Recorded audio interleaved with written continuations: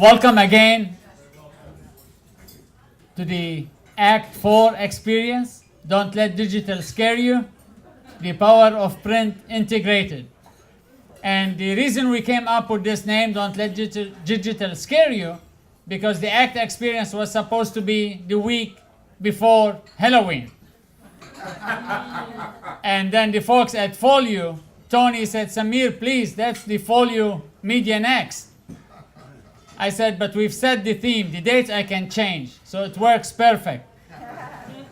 I would like to welcome each and every one of you. Please, some housekeeping. The parking tomorrow, if you need any help with the parking, it's either at the Student Union area or the entrance to the university. The Farley Hall, the home of the Overby Center where we are hosting the Act 4 experience, is on a diagonal of both places. So it's only like 2 minutes walking from either the Union or the entrance of the university toward the Lyceum. Don't forget to pick up your parking permit. Don't forget to write 2 days on it. You can put November 5 and 6.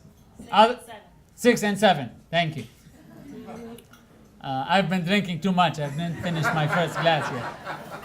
I want, before we start the program, to really thank our sponsors for their generous support. And my gold sponsors are, as you can see on the screen, Brown Printing Company, Democrat Printing, and Freeport Press. Where's the folks? And tomorrow I'm going to tell you a very funny story about when you get the program, which was printed by one of my gold sponsors. As part of the deal, they were supposed to have a full-page ad, the back cover, and Freeport Press was supposed to have the inside back cover, and Brown the inside front cover. I got the program yesterday, FedEx, and Freeport is on the back of the program. Brown is the inside front cover. Democrat was nowhere to be found. You may think it's funny. It's not funny. That's why I'm not charging them for this extra announcement about Democrat printing. But they are so humble that they decided, Samir, okay, we'll give you the money. Don't give us the ad. A lot of the folks in the magazine industry just do the opposite. Give us the ad, but we won't give you the money. Did the check clear? Did the check already cleared? Otherwise, I won't be standing here. But I really appreciate our gold sponsors and the silver sponsors, Delta Magazine, Digimark, James G. Elliott Company, Morris Communications, Publishers Press, Sappi Fine Paper, Schweike Media, and the University of Mississippi Communications. So please give all our sponsors a big hand.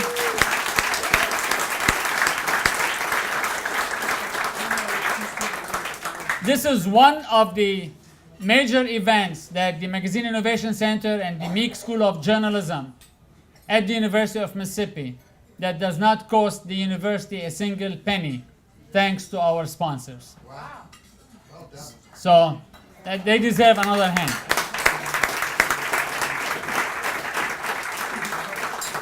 Tomorrow morning, we start bright and early. You can save us some money and eat breakfast at the hotel because it's already paid for. Or you can come at 8 in the morning and eat breakfast at the Magazine Innovation Center. But we are going to start at 8:30 sharp. And we have a total of 47 speakers and 1.5 days. So please, if you are speaking, respect your time. Otherwise, we'll just pull you off the podium.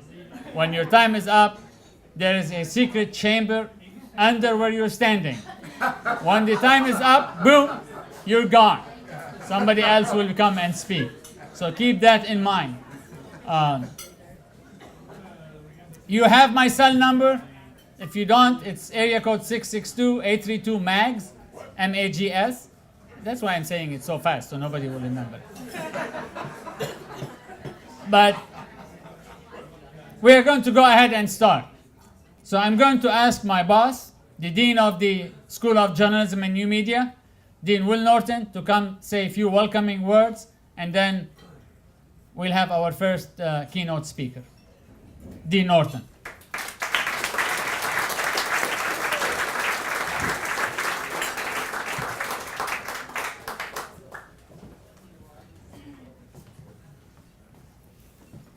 As I say every year, Samir does not have a boss. He does whatever he wants, whenever he wants to, and I say yes. I should tell you, we're an unusual journalism school. We've doubled in number of students in the last 4 years. The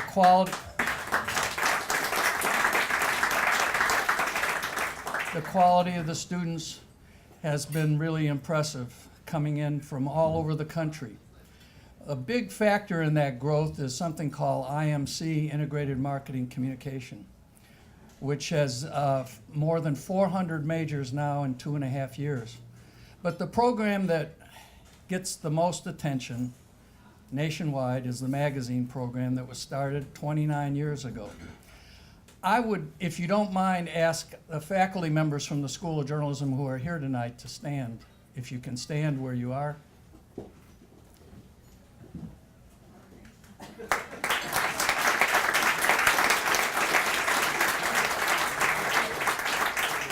Mickey Harris, the first woman you saw, is from the Atlanta Journal-Constitution, and Vanessa Gregory writes for some of you regularly, and they both teach in our program. I need to tell you a little bit about Samir. I went with him to Lebanon a year ago. I was scared to death to go to Lebanon, as you could understand, and he said, "Don't worry, I carry both a Lebanese and a U.S. passport, so I'll show them my Lebanese if they come for you, and I will say I don't know you." That shows how much I'm his boss, doesn't it? But it was really interesting. You see someone who's a big promoter, who is very energetic and active, insightful about marketing niches. When he was home in Tripoli, which is about 50 miles north of Beirut, his mother's home is in a condominium in downtown Lebanon, and he is very quiet when he's with his mother. He's even more quiet with his mother-in-law. And this was the first time I'd seen a very submissive Samir.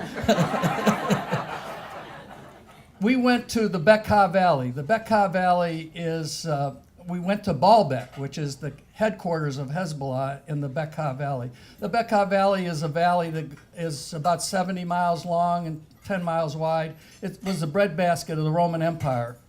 And we were with a fellow from a university in Tripoli who had a former student who was a sergeant in the Lebanese army. He was a Shia, which meant he probably was siding with Hezbollah. But their army is so objective and so straight that we could trust this fellow. Anyway, we're sitting in Baalbek in a car waiting for this military escort, and I start asking our colleague who has driven us there about Hezbollah. And we talked back and forth for a little bit, and then Samir says, "Please don't use that word. They can hear us." I hadn't seen Samir show any kind of anxiety. His anxiety wasn't for himself, it was for me, because here's an American talking about Hezbollah in the headquarters of Hezbollah. I wanted to buy a t-shirt. Samir wouldn't let me buy a Hezbollah t-shirt. He said that when you go through the airport, they will wonder why you have a Hezbollah t-shirt. And I guess I would have to have some real answers for Chancellor Jones why I got retained in Lebanon because I had a Hezbollah t-shirt. The last day we were in Lebanon, the mayor, the former mayor of Tripoli, took us through the old city. It's a Mamluk town, the old town of Tripoli. And the Mamluks were the people who knocked the Crusaders out of the Middle East. And we went up in a castle that the Crusaders had built. Samir was walking along talking to people in Arabic and in English. And we got to the top, and the mayor wanted us to go even higher to another spot. And they kept talking in Arabic, and I didn't know what they were talking about. And I just stood there with a grin on my face. And after we got back to the United States, I learned that the military didn't want us to go up there because there were snipers across the river, and Samir didn't tell me anything about that. So I was at peace the whole time I was up there, and I could have been shot. It's very interesting to learn, and I hope you privately talk to Samir, not just about magazines, but talk to him about the Middle East and the different currents that are there. It really was impressive to me how complicated the politics of the Middle East are and how much they affect us. And so that's why I took all this time. You usually talk to this very energetic guy who's talking about magazines, but there's a whole nother side of him that you need to know too. Thank you all for being here tonight.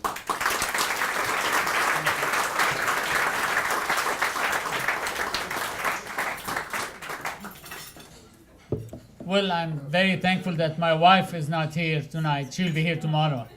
My wife would have looked at Will and directly said, "Don't ask Samir anything if it has nothing to do with magazines. He knows nothing if it's not magazines." So now we are going to start our program. Thanks, Will, again. And every time Will talks about, like, I have no boss, I do actually have a boss. It may not be Will, but I do have a boss. She's not here. Now we are going to start the program, and they're all yours.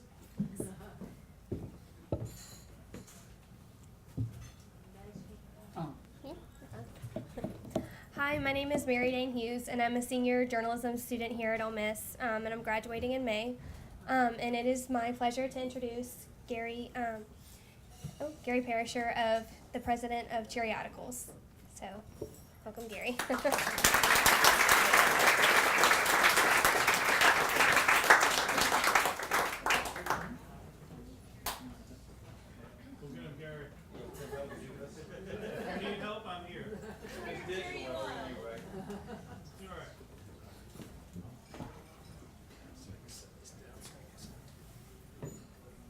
I'm going to try to slide in here and not make it damage.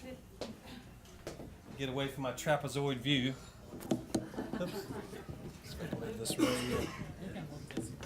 All right, that'll work. So first of all, can everyone hear me? Yes. All right. Mr. Magazine, thank you for inviting me to be a part of this. It's a pleasure. It's been great to get, I know everyone in this room knows this gentleman. He's pointing at me for something. You need louder. Louder? Yeah, you can move it. All right. So we have to bend down. Can we lift this up some? So perfect. We'll get this right. So first of all, thank you, Mr. Magazine, for inviting me here to be a part of this. It's a pleasure. Someone asked if I was nervous about speaking in front of this big group. I'm really nervous when there's 3 people in a room. You know, that makes you nervous when you put together a big party like this and 3 people show up and then everyone's nervous. When you got a big crowd like this is perfect. So thank all of you for being here. Let me tell our story about what we do at Cheeriodicals. So as you read this, I wanted this to sit up for a minute so you can see the demeanor by which we run this business. It's about, and this is why I think with Samir it was such a good fit, it's about how it feels to have the magazine. And how does the printed version of that magazine feel in your hands? Is it worthy of your time to sit back and enjoy the magazine? And so our branding company worked with us to develop this mantra for us, and it really is true. So if you will switch the slide, do we have a? All right. All right. So my name is Gary Parisher, and I founded the company and president of the company, and we've been in business almost 3 years now. So I want to start off talking about not magazines. All right? We have magazines as a central part of our gift concept, but it's not what we do. And I want to start really by thinking about the psychology of giving. And so if you think about giving, you think about the person giving the gift and the person receiving the gift. The giver of the gift is someone who's trying to say, I want a unique gift. I want it to be personalized. I want it to fit my recipient. I want it to, have the interest that make this recipient know that I care about them. I want this gift to be simple to get. That's why we have a website. I want it to be affordable, not out of the range of, flowers or other things you might send. And it needs to be able to get there timely.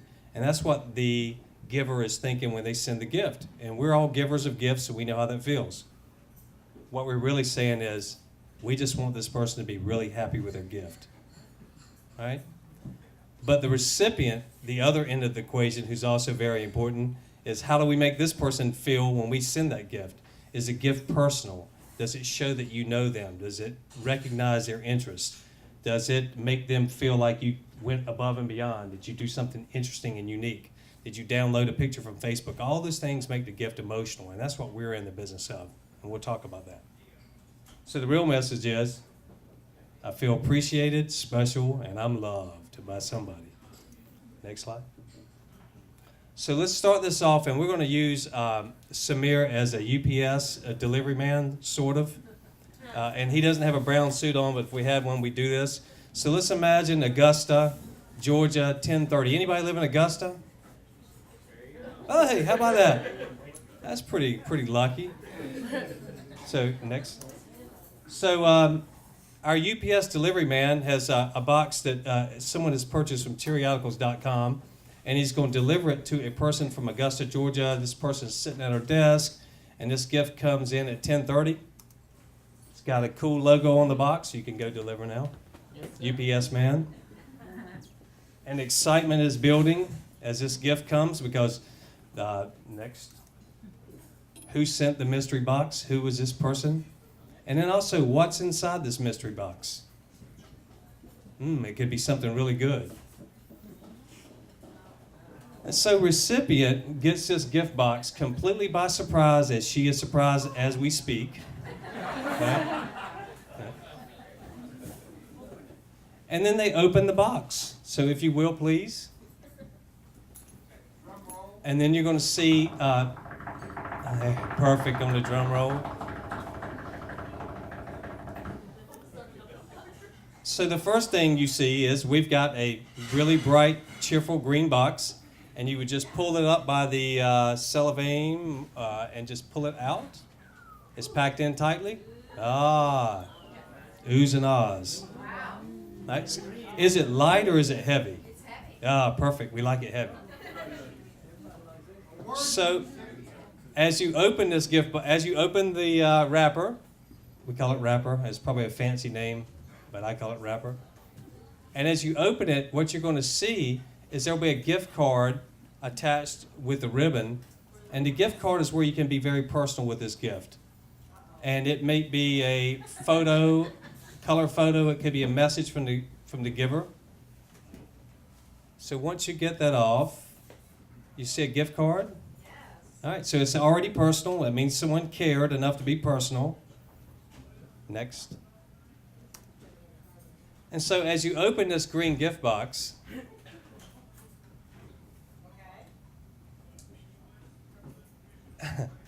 and so you can just slide that ribbon off the front. We make it difficult because it makes it fun. The longer this takes, the more fun you have. All right? So you can open the green box and see what's inside. And so as you're opening this box, what you believe and what you feel is someone, in this case Samir, cared enough about you to send something where they recognize your interest. You probably will have a tear or two if you're doing the right thing. All right? Perfect. And so you'll open those. So open your green wrapper, which has another card, because part of this gift is having it in stages. You want magazines to be elevated to a better place, the best of all places. So we wrap the magazines in beautiful green paper with their own message, and the magazines allow the giver to give the recipient something that shows they know them, they know their interests, they care enough to be unique. And so if Samir has done his job right, which he usually does, he has chosen magazines you like. And I'm really hoping there's some Bath and Body Works in there. Is that true? I did not check that. If not, somebody's in trouble. And really what this is about is about somebody's going to have some real me time tonight. Good magazines, kick back on the couch, maybe find somebody to get the lotion and rub feet and all those things and make everyone happy. So next, please. And so, You're welcome. so Donna immediately loves her card. She loves the thought behind it. And the first thing is she is going to call Samir immediately and say, thank you for the thoughtful gift. You really care about me and it means a lot. You're welcome. That was ad lib. That's nice. All right, so next. And so what you're really thinking is, I can't wait to put this on Facebook. I'm going to get a photo of this and share it with my friends. I want my friends to see it because they'll see how special I am too. Someone else thinks I'm special. I'm going to show it to them. All right, so Cheeriodicals. So thanks for letting us go through that process, and we'll speed through this now. So Cheeriodicals is real simple, cheerful plus periodicals. And we're going to talk about the origin of the business and why we came up with this concept as a way to cheer people up with magazines. That was the basis of the business model. And then it's just personalized upscale gift boxes. The gift box is supposed to be so nice that you would never discard it. You're going to have it somewhere on the shelf. It's going to have our name forever, hopefully, on it, unless you scratch it off. And then we sell our brand in our absence, which is important. And you can, of course, have the focus is single copy magazines, but you can also add a subscription as part of the checkout process. So that way you get single copies and subscriptions involved. And the most important thing, and Samir and I have talked about this a lot, is it allows magazines to be the centerpiece of a gift you get tomorrow. Because in the magazine industry, and by the way, I wasn't in the magazine industry until 2.5 years ago. I was in the biotech medical industry. But what amazed me was, if I send my wife a gift, and if she doesn't get that actual gift the next day or the day the event occurs, instead of something that occurs 6 or 7 weeks later with the subscription, she's not going to be happy with me. So that's part of it. We allow the magazine to be a gift you can get tomorrow. And then, of course, we're competing with all the ProFlowers, FTD, and so on. Next slide. So here's Uncle Burke. Uncle Burke, meet Act 4, and this is Uncle Burke. Uncle Burke, 4 years ago, was at MD Anderson Cancer Hospital in Houston. Big hospital. And my wife called the gift shop and said, I'd like to send Uncle Burke some hunting and fishing magazines up to his room. He loves hunting and fishing. And they said, we'd love to do that except for 2 reasons. Number one, we don't have hunting and fishing magazines in our gift shop. And number 2, we don't deliver magazines to patient rooms. And so she came to me and said, well, we should start a company that delivers magazines to patients in the hospital. And so I said, sure, whatever. And 2 hours later, after I Googled 1-800-Flowers and ProFlowers and edible arrangements, and they were all multi-100 million plus billion-dollar companies, I thought, well, wow, this has got my interest. So we did research. We realized this company had never existed before. We went through all the necessary starts to make a company come to life. And really, it's just keep in your mind, it's an example of something to send other than flowers. Flowers are great. Most people love them. I personally care less about flowers. If I'm in the hospital, I want a box with some college football magazines, golf, fishing magazines. That's what I want.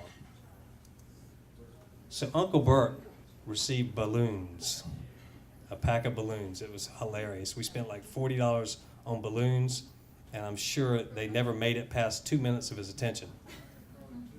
He did not get this, but we now have this hunting and fishing Cheeriodical as a part of, him being a part of our business.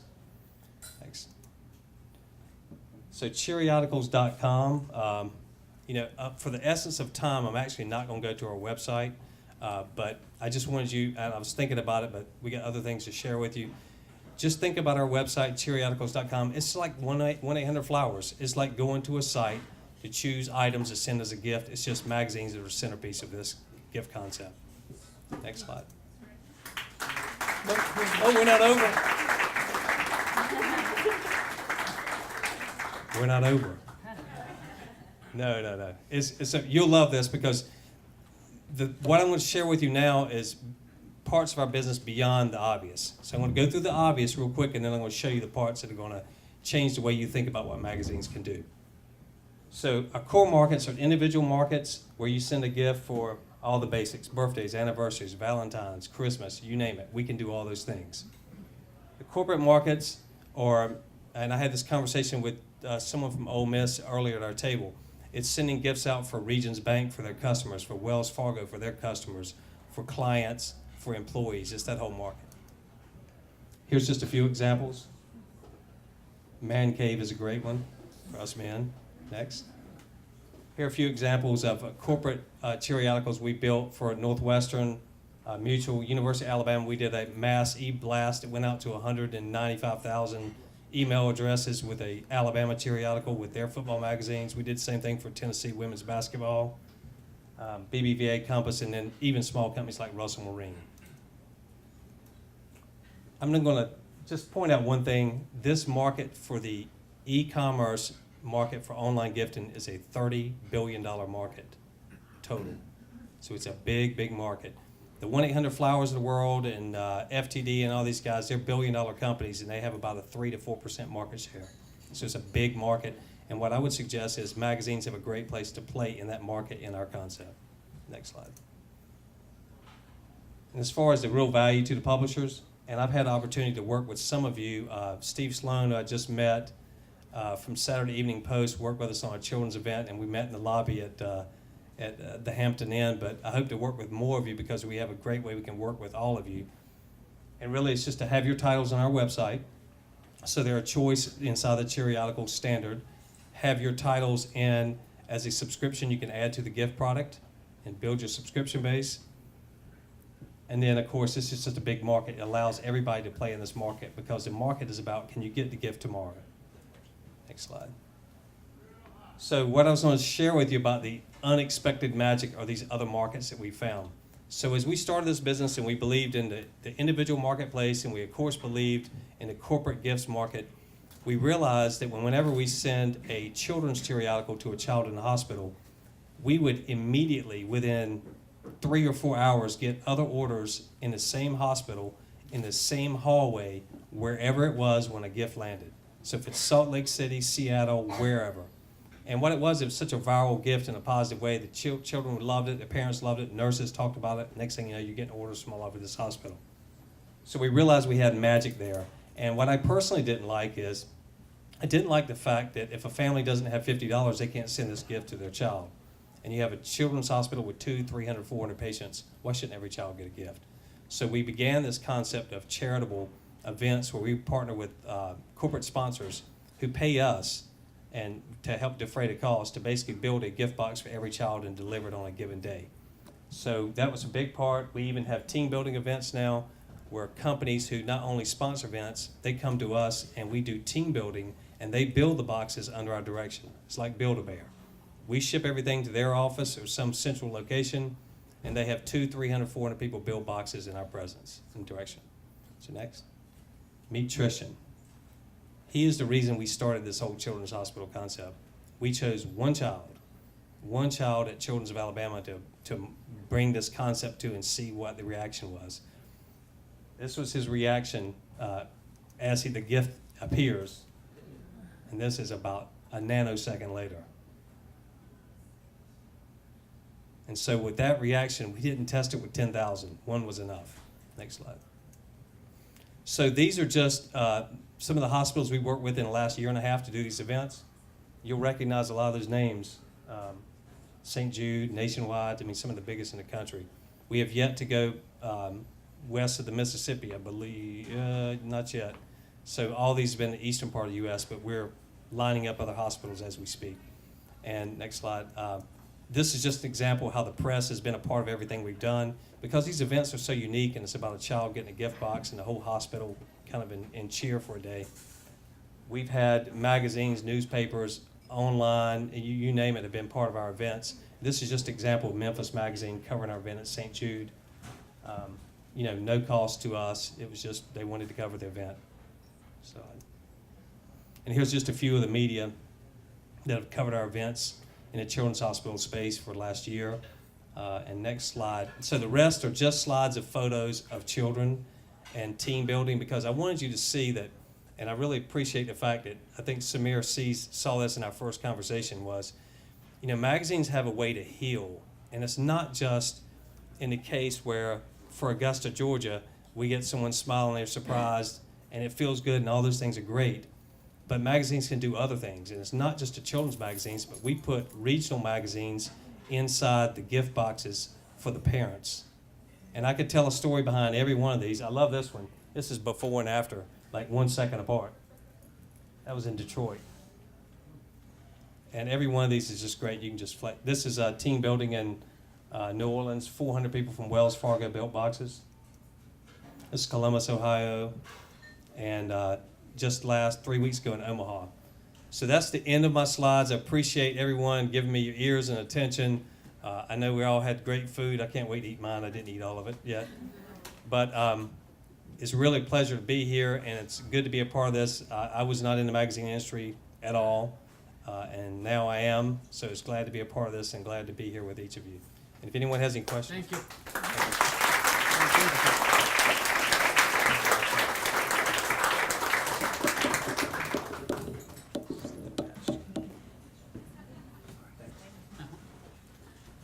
Gary will be with us tomorrow all day, so if you have any questions or any of the anything you want to chat with Gary, he will be with us tomorrow. Then he has to leave tomorrow night. They have a big Cheeriodical day at Children's Hospital in Gary. Where's your in Birmingham, Alabama. Thank you, Gary.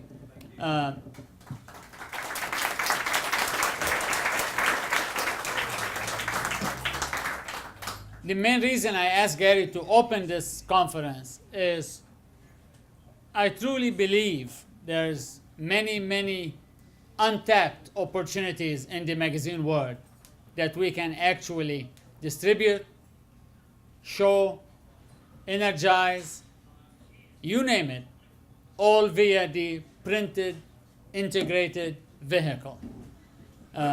One of the things that will be the common theme during the entire conference, which is the only magazine conference that's not a conference. It's an experience. Because the interaction between you, the current industry leaders, our students, the future industry leaders, is so essential that I have to warn each and every one of you that the students are going to latch to you, shadow you, ask you for internships, ask you for jobs, and you are going to offer them internships and jobs if you are going to leave town. But more important than any of that, this experience goes beyond the city limits of Oxford and the University of Mississippi. Every panel, every discussion, every speech is going to be taped and rebroadcast on our website, the University of Mississippi Journalism School website, the YouTube. So just a fair warning. Anything you don't want the entire wide world to know about, don't say it. Because what happens in Oxford and what happens tomorrow at Ole Miss will be on Twitter, Facebook, YouTube, Instagram, you name it. So please, and there's also journalists. We have folks from Publishing Executive, Lynn Rosen is here, Tony Silver from Folio is here. We have a phone taping everything here. But it is essential for each and every one of you here to feel you are among friends, in good company, great integration, and again, if you are from the same company, try to get to know somebody else not from your own company.